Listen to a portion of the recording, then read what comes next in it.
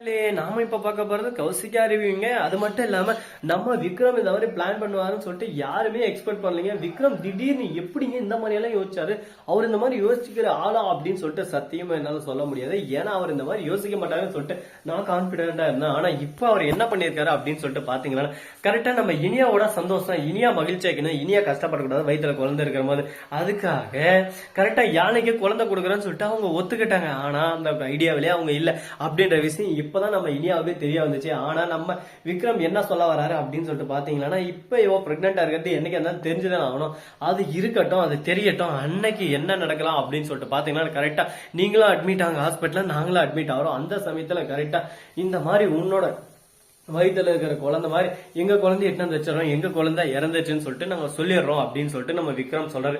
ஐயோ விக்ரம், என்ன மன்னிச்சிருங்க விக்ரம், கொஞ்ச நேரத்துல உங்களை தப்பா புரிஞ்சுக்கிட்டேன், இந்த மாதிரி நீங்க சுயநலமா பண்றீங்க அப்படின்னு சொல்லிட்டு. அப்படியெல்லாம் இல்ல, எப்படி இருந்தாலும் பின்னாடி ஒரு பிரச்சனை வரும். முக்கியமா அந்த அமுத கேள்வி இருக்கா பாத்தியா, அவ கண்டிப்பா இதெல்லாம் ஒரு பிரச்சனை வெள்ளங்கத்தை எழுத்துனாவா. நல்லா செய்வான், அதுக்கு மேல சொல்லவே தேவையில்ல. எங்க அப்பா நல்லா செய்வான், நல்லவனாவே இருக்க மாட்டான், ஆனா பேர் மட்டும் நல்லா செய்வான், நல்லா செய்வான்னு சொல்லிட்டு அப்படின்னு சொல்லிட்டு கோவப்பட ஆரம்பிக்கிறாங்க. அடடா கோவம் கோவம், இதெல்லாம் தப்பான விஷயம் அப்படின்ற மாதிரி ஒரு பக்கம் போனாலும் மறுபக்கம் என்ன நடக்க போகுது அப்படின்னு சொல்லிட்டு பாத்தீங்கன்னா, கரெக்டா எவ்வளவுதான் சண்டை வந்தாலும் அடிதடி வந்தாலும் எல்லாத்துக்கும் ஒரு தீர்வுன்ற ஒண்ணு நின்றுங்க. அந்த உண்டான தீர்வு என்னவா இருக்கும் ஏதா இருக்குன்னு சொல்லிட்டு யாராலையும் எக்ஸ்பெக்ட் பண்ண முடியாது. பாப்போம் மெதுவா என்னென்ன நடக்க போகுதுன்னு சொல்லிட்டு. சரி, இப்படியெல்லாம் ஒரு பக்கம் போயின்னு இருக்கேன். மறுபக்கம் என்ன நடக்குன்னு சொல்லிட்டு பாத்தீங்கன்னா, சரியான தற்கூறிங்க அவன் அப்படின்னு சொல்லிட்டு பல பேர் சொல்லுவாங்க. அதுக்கு எதுக்காக அப்படி சொல்றாங்கன்னு சொல்லிட்டு பாத்தீங்கன்னா, கரெக்டா தன்னுடைய குறையில எல்லாமே மறைத்து மத்தவங்க மேல குறை சொல்லினே இருக்காமா, அவனதான் தற்கூரின்னு சொல்லிட்டு சொல்லுவாங்க.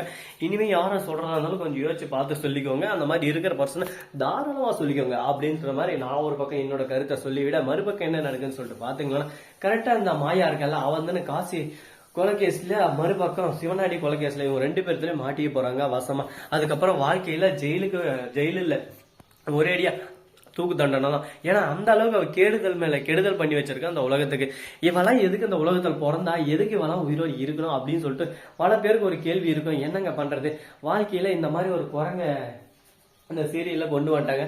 அதனால இவ இருந்துதான் ஆகணும். இவ இல்லைன்னா அந்த சீரியலுக்கும் போருங்க. வேற யாரும் வில்லத்தனமும் இல்லை, நம்ம நல்லா செய்வோம். வீட்டுல சும்மா நார்மலா வில்லத்தனம் பண்றதுதான் லாக்கி. ஆனா அமுதா இருக்கா பாரு, அவன் வேற லெவலுங்க. அப்படியே சும்மா அப்படியே ஃப்ரிட்ஜில் கரண்டா ஏத்துறதும், எண்ணெயை ஊத்துறதும், வலுக்கிறதும், விடுறதும், அடடா என்ன ஒரு பிளானிங்கா பண்ண இருக்காங்க. அவளுக்கு இந்த மாதிரி கிரிமினல் மைண்டால எங்கேருந்து வந்துச்சுன்னு சொல்லிட்டு தெரியல. ஆனா அந்த அளவுக்கு அவன் ஒருத்தர்லன்னு தான் சொல்லலாம் ஒரு பக்கம். ஆனா இருந்தாலும் அவகிட்டயும் கொஞ்சம் கேர்ஃபுல்லா இருக்கணுங்க. அவளும் எந்த நேரத்துல எப்படி வேணாலும் பத்த வச்சுட்டு போயிடலாம். ஏன்னா அவள் ரொம்பவே டெரரான ஆளு அப்படின்ற மாதிரி ஒரு பக்கம் யோசிக்க தோணுது. சரி, இப்படியெல்லாம் ஒரு பக்கம் போயின்னு இருக்கா. மறுபக்கம் என்ன நடக்க போகுது அப்படின்னு பாத்தீங்கன்னா, கரெக்டா நம்ம யாழ்னி இருக்காங்களா, அவங்க வந்து விக்ரம் காலில் விழுந்து என்ன ஆசீர்வாதம் பண்ணுங்க மாமா அப்படின்னு சொல்லிட்டு சொல்ல, உடனே நீ நல்லா இருமா, உனக்கு எந்த குறையும் இருக்காது, எல்லாத்தையும் செல்வம் பெற்று சந்தோஷமா இருன்னு சொல்லிட்டு சொல்ல, அந்த நேரத்துல கண் கலங்கி ஒரு பக்கம் அழ ஆரம்பிச்சிடறாங்க.